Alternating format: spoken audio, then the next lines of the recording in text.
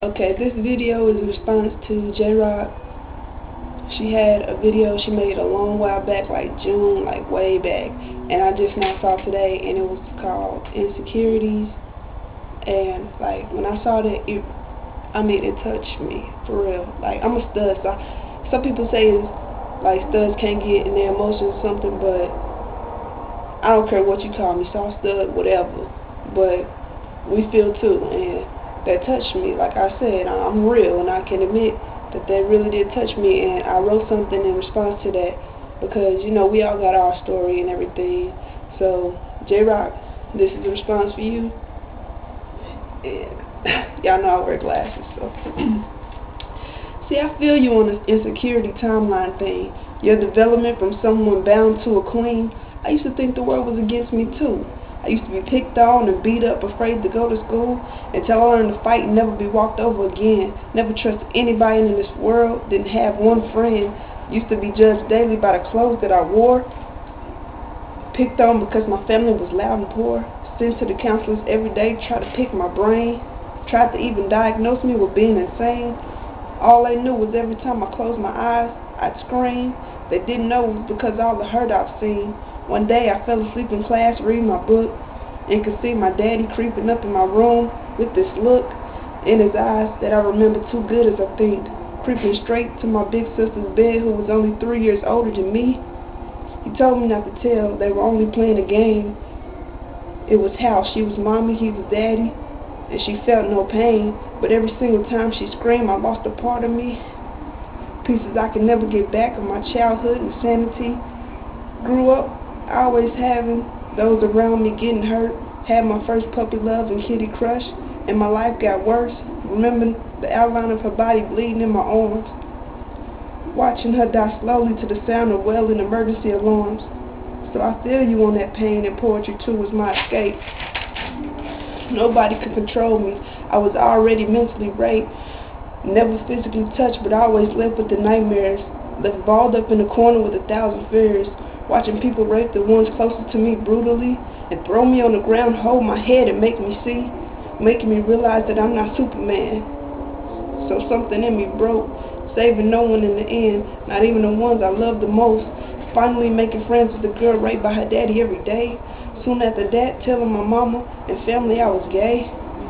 Heart hurting even more every time I saw my friend with a bruise, telling me she tripped and fell, breaking our pinky sworn rules, that we would never lie to each other, always tell the truth. And the more she lied to me, I began to transform too, no longer scared of my past and situations, no longer caged, as I found a new hidden person inside of me named Enraged, made mad at the world and at myself, all the people I couldn't save. Still waking up in the cold sweat, hearing screams, feeling death like a grave. My life headed for worse when my best friend died from the things her daddy was doing. And of course he lied. He didn't even get consequences or a little jail time. So mine started to crack and crumble just like ice. Every time I looked in the mirror, I could see faces of the pain. I could hear screams surrounding my head, falling on me like rain. I could hear voices telling me that I will amount to shit. I could feel the sting of my heart seeing people shot as a kid, hating the person staring back at me, hating every single one of my insecurities. So one day I got tired of people talking and stalking, tired of them following me, throwing rocks and words as I was walking, tired of walking up to my lockers graffiti with faggot and gay, tired of the gay lecture my mama forcing me to pray. But just like you, Jay, I developed from my insecurities. I now live my life with so much ease. And I'm glad you know that you're sexy, educated, and grown. Now I don't have to repeat the simple things that you have known. And you're right, everyone not as strong as you and me. Nobody is able to take life's struggles without complaining. But somehow we made it, even when everyone wanted us dead. Almost killed us from the inside out, but we grew stronger instead. My story is way too long to fit on a few pages with lines, so I sum it up with the important parts of my life.